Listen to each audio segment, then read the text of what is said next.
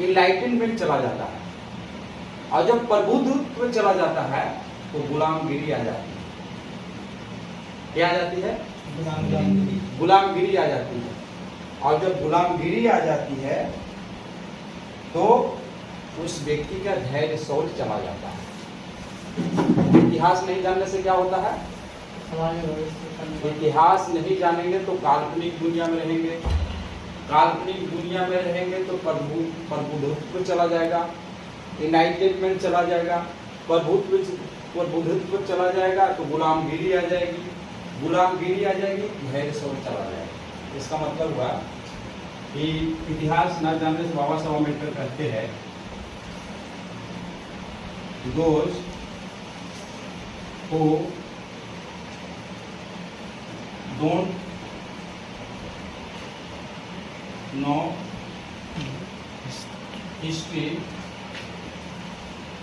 those who don't know history cannot create history.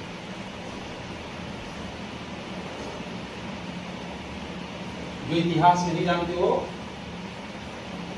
अपने भविष्य का निर्माण नहीं कर सकते, इतिहास नहीं बना सकते। क्यों? Why? Why? They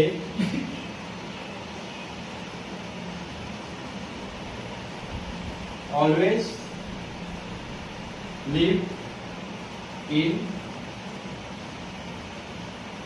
mystery. They always live in mystery. हमेशा काल्पनिक दुनिया में रहते हैं।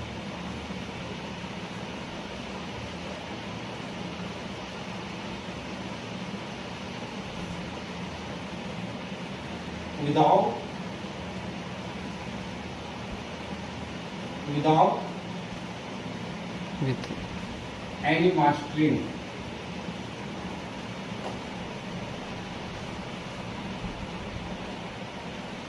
without any mastering, they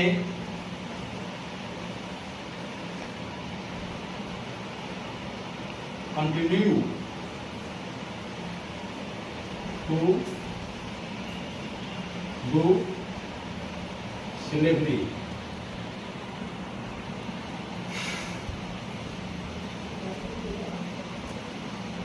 Without any mastery.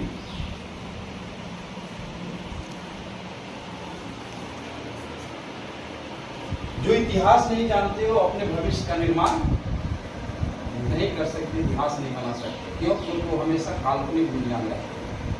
अब काल्पनिक दुनिया में रहने से क्या होता है?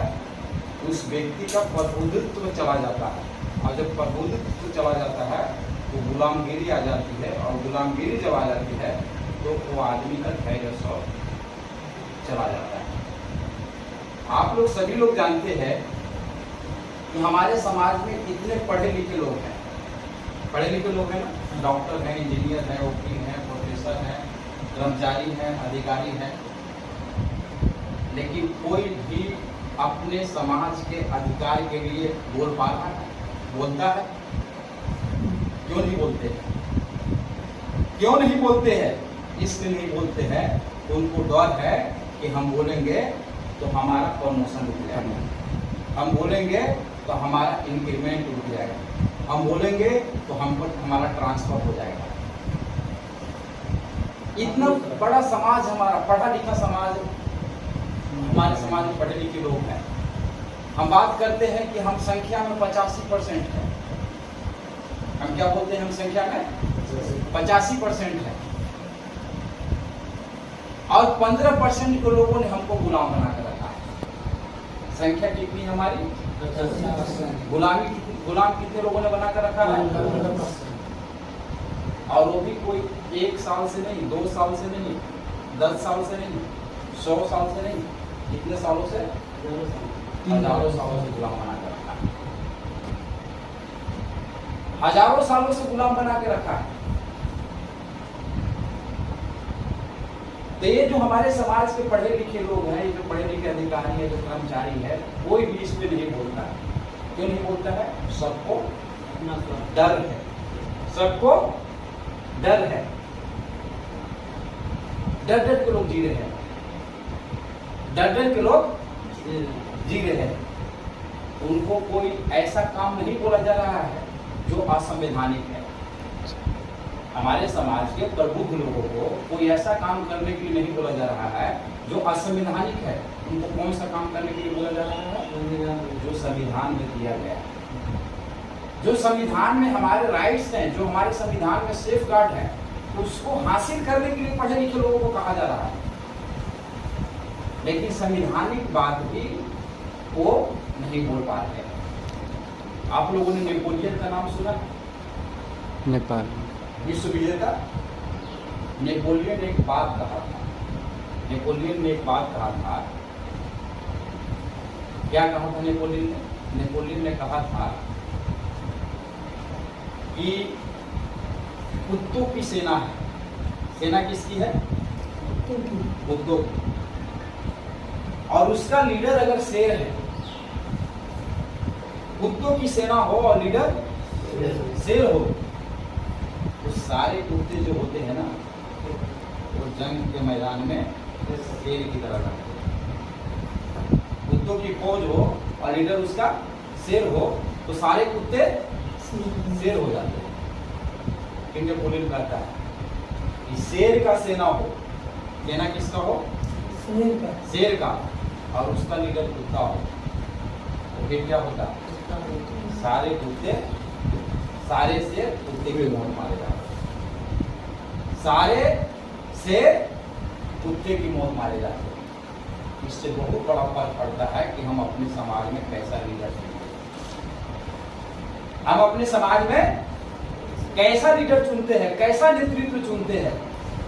अगर हम शेर का नेतृत्व चुनते हैं तो हमारा समाज अगर शेर है और उसका नेतृत्व करने वाला अगर कोई ऐसा व्यक्ति मिल जाए तो हमारा समाज में क्या हो जाएगा?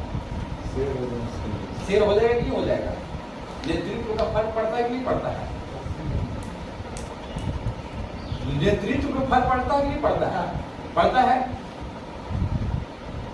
तो साथियों, जो हमारे समाज में पढ़े लिखे लोग हैं, कर्मचारी लोग हैं, अधिकारी लोग हैं, इतने बड़े बड़े पोस्ट पे हैं, इतने बड़े बड़े पोजीशन पे हैं, लेकिन सभी लोग डर डर के लिए हैं।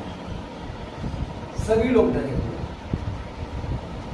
सभी लोग डरे हुए हैं। और डरने की वजह से क्या है?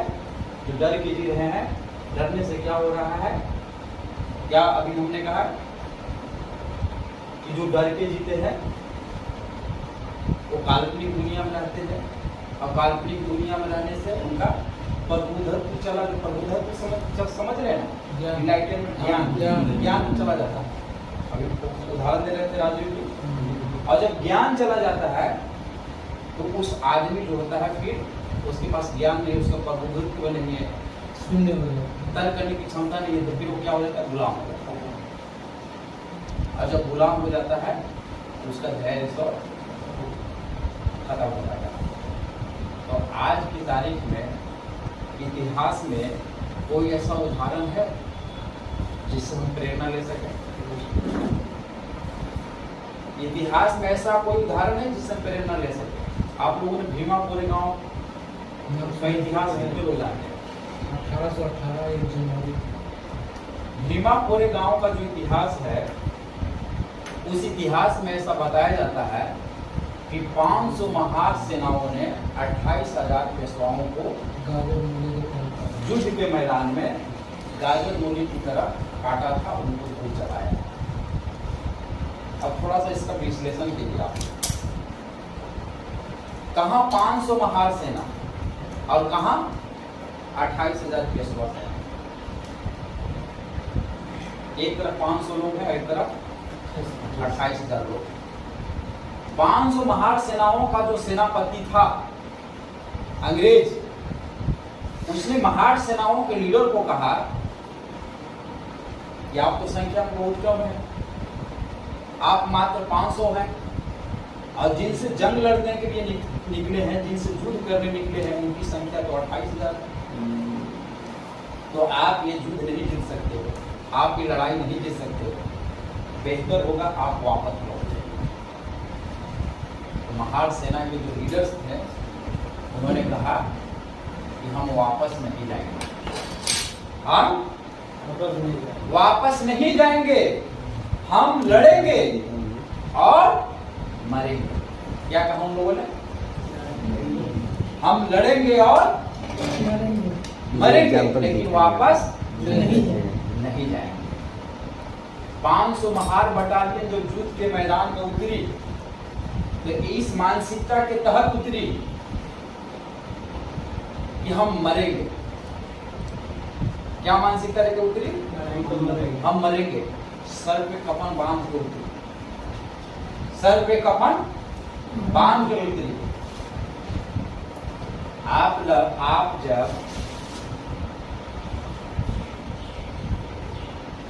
तार्किक रूप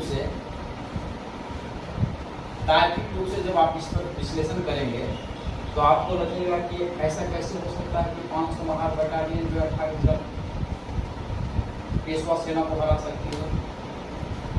तार्किक दृष्टि से तो लगता नहीं है, दुनिया में ऐसा कहीं इतिहास में नहीं ना है। लेकिन जब आप साइकोलॉजिकली यानी मनोवैज्ञानिक ढंग से सोचेंगे तो आपको लगेगा कि नहीं ऐसा हो सकता है। लॉजिकली जब आप सोचेंगे तो लगेगा कि ये असंभव है, और साइकोलॉजिकली जब सोचेंगे तो लगेगा कि ये संभव। कैसे संभव होगा? जब वो 500 महार बटालियन जब युद्ध के मैदान में उतरी तो ये मानसिकता बना ली कि हमको मरना है। मानसिकता क्या थी? मरने के लिए मरने से अच्छा मर जाएंगे, लड़ते मरने की मानसिकता के साथ युद्ध के मैदान में उतरी, सर पे कफन बांध कर। और जब मरने की ठान लेता है उसको कोई डरा सकता है? कुछ भी करते हैं। जो मरने की ठान ले उसको डरा सकता है कोई? और जब कोई उसको डरा नहीं सकता तो उसको हराया जा सकता है? हरा सकता है? 500 महार बटालियन युद्ध के मैदान में इस मानसिकता से उतरी कि हमें मरना है। और उधर 28,000 जो पेशवा थे उनका अगर हम मनोवैज्ञानिक विश्लेषण करेंगे तो क्या सोच कर उतरे? वो ये सोच कर उतरे कि हमारी संख्या तो 28,000 है, अरे कहाँ 500 है, हम तो इनको गाजर मूली की तरह काट देंगे, संख्या हमारी ज्यादा है। उनकी मानसिकता ये थी कि हम इनको मारेंगे। मानसिकता क्या थी? मारेंगे। मरने की मानसिकता नहीं। 28,000 पेशवाओं की मानसिकता थी कि हम इनको मारेंगे, हम लड़ेंगे और इनको मारेंगे। और जब युद्ध के मैदान में जब वो उतरे और मानसिकता मारने की थी, अब मारने की जगह मरने लगे तो मैदान छोड़ के भागने लगे। 500 जो महार बटालियन थी, क्या इनके पास अलग हथियार था?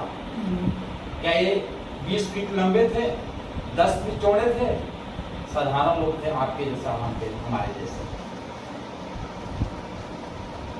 इतिहास इस बात का गवाह है, इतिहास ये कहता है कि संख्या भले भी कम क्यों ना हो, संख्या हमारी भले ही कम क्यों ना हो, लेकिन मानसिकता अगर मरने की हो तो हमें कोई भी डरा नहीं सकता, और जब कोई डरा नहीं सकता हमें कोई हरा नहीं सकता। ये तो इतिहास का उदाहरण है, ये तो इतिहास का उदाहरण है।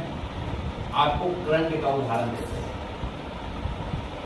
आप लोगों ने सुना होगा कि कुछ ऐसे लोग होते हैं जो अपने शरीर में बम बांध लेते हैं और बम बांधकर किसी पब्लिक प्लेस में, किसी भीड़ भाड़ में चले जाते हैं और अपने आप को उड़ा देते हैं। एक आदमी होता है, एक आदमी अपने शरीर में बम बांधता है, भीड़ में जाता है, पब्लिक प्लेस में जाता है, अपने आप को उड़ा देता है। और भीड़ हजारों की संख्या की होती है, एक ही आदमी है, भीड़ हजारों है, 100-200 की संख्या में वहां पुलिस वाले खड़े हैं। संख्या कितनी है? तो इनकी 100-200 की, और वो आदमी अकेला है। उसको मरने की डर नहीं है, उसको मारने की, उसको क्या, हमको मरना है, अब मरने का जब ठान लिया तो कोई डर नहीं है उसको। और जब 100-200 संख्या वहां पे पुलिस खड़ी है और जब वो देखती है तो पुलिस डर के मारे इधर उधर भागने लगती है, भीड़ इधर उधर भागने लगती है। वो अकेला आदमी जो है वो अपने मकसद में कामयाब हो जाता है और हम हजारों की संख्या में जो लोग होते हैं वो क्या हो जाते हैं, इधर उधर भीतर भीतर हो जाते हैं। हो जाते कि नहीं हो जाते? पुलिस वालों की संख्या 100-200 की संख्या में, लेकिन वो भी क्यों? क्योंकि उनके अंदर मरने का डर है, उनके अंदर मरने का डर है। इसलिए इतिहास इस बात को गवाह है कि कोई भी आदमी जब मरने की ठान लेता है उसको कोई भी हरा नहीं सकता है, उसको कोई भी हरा नहीं सकता है। तो इतिहास जानने से क्या होता है साथियों?